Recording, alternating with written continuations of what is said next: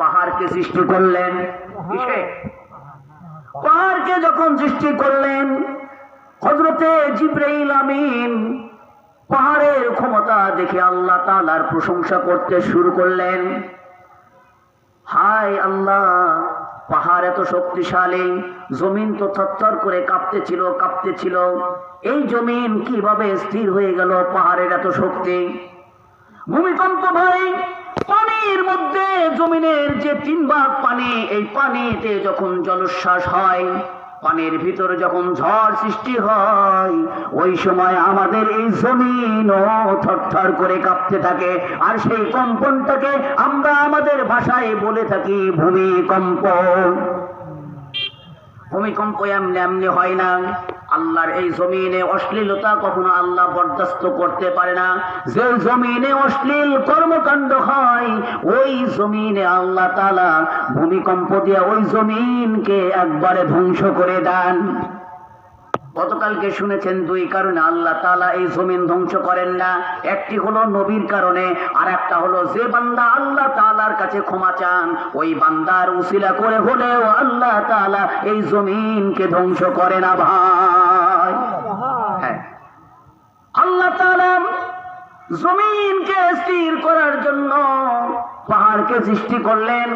পাহাড়ের ক্ষমতা দেখে জিবরাইল আমিন সিজদায় লুটে পড়লেন।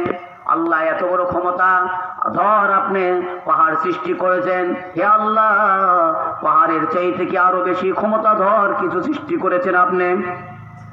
আল্লাহ তাআলা বললেন, হ্যাঁ, পাহাড়ের চাইতে আমি অধিক ক্ষমতা ধর জিনিস সৃষ্টি করেছি। সেটা হলো পাহাড়, তার চাইতে শক্তিশালী জিনিস আমি সৃষ্টি করেছি হলো লোহাকে।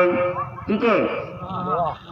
লোহার গুণাগুণ তুলে ধরলেন জিবরাইল আমিন। লোহার পাওয়ার দেখে, ক্ষমতা দেখে আল্লাহ তাআলার প্রশংসা করলেন, সিজদায় লুটে পড়লেন। এরপরে আল্লাহ তাআলাকে আবারও প্রশ্ন করলেন, হে আল্লাহ, লোহার চাইতে অধিক শক্তিশালী আপনি আর কি সৃষ্টি করেছেন?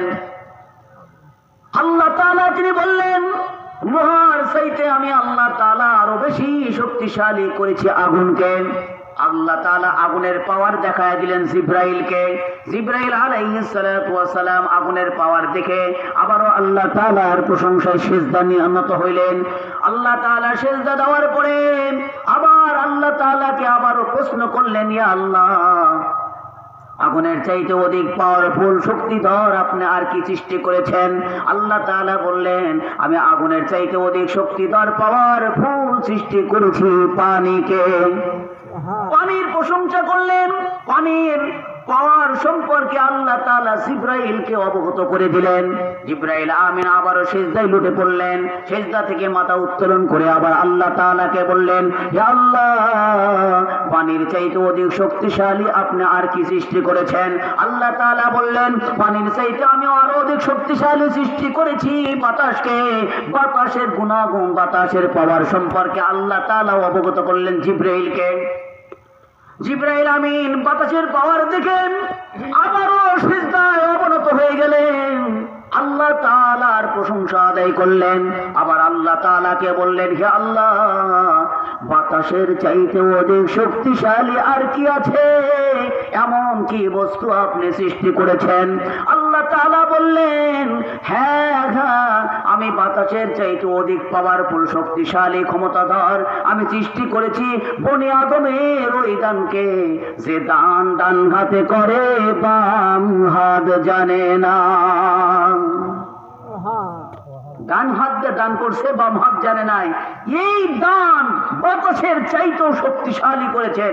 আল্লাহ তাআলা বান্দাকে এমন কিছু ম্যাগনেট সৃষ্টি করে দিয়েছেন, যে কারণে বান্দা ক্ষমতাধর হয়, যে কারণে বান্দা ক্ষমাপ্রাপ্ত হয়। দানের মাধ্যমে আল্লাহর রাগকে দূর হয়। আল্লাহর রাগ দানের মাধ্যমে যে পরিমাণ দূর হয়, এই পরিমাণ দূর অন্য কোনো আমলে এত সহজে হয় না। তাই তো নবী করিম বললেন, তোমরা দান করো, আল্লাহর রাগকে দূর করো। কিভাবে?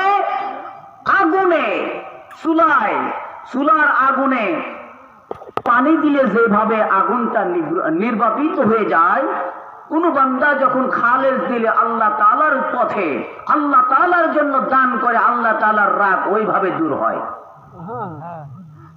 আল্লাহ তাআলার রাগ যদি দূর হয়, আমি কিন্তু বলছি ভাই, বান্দা সারা জীবন আমল করেও জান্নাতের এক বিগত, সারা দুনিয়াতে যাহা আছে তা যদি এক পাল্লাই দেন, আর জান্নাতের এক বিগত, জান্নাতের এক বিগতের দাম বেশি। সারা জীবন আমল করে জান্নাত অর্জন করা যায় না, আল্লাহর ক্ষমার মাধ্যমে জান্নাত পাওয়া যায়। কথা ভুল বুঝবেন না, আল্লাহর ক্ষমা ছাড়া জান্নাত পাওয়া কখনোই সম্ভব নয়। আমল দিয়ে কেউ জান্নাতে যাইতে পারবে না, আল্লাহর ক্ষমার মাধ্যমে জান্নাতে যাওয়া যায়। আল্লাহর ক্ষমা বাহানা দিয়ে পাওয়া যায়, আমাদেরকে বিভিন্ন বাহানা তালাশ করতে হবে ভাই। কথা কি বোঝাতে পারছি? এই যে আমরা আয়োজন করেছি মাহফিল, এটা নেক করব, এটা একটা বাহানা।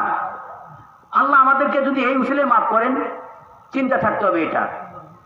একটা ইয়াতিমকে সাহায্য করতেছেন, আল্লাহ যদি এই উসিলে মাফ করেন, অর্থাৎ বিভিন্ন নেক কর্ম ক্ষমা পাওয়ার জন্য মাধ্যম খুঁজতে হবে। আল্লাহ তাআলা এর মাধ্যমে আমাকে আপনাকে মাফ করে দিবেন। বুঝাতে পারছি? আল্লাহ তাআলা আমাদের সবাইকে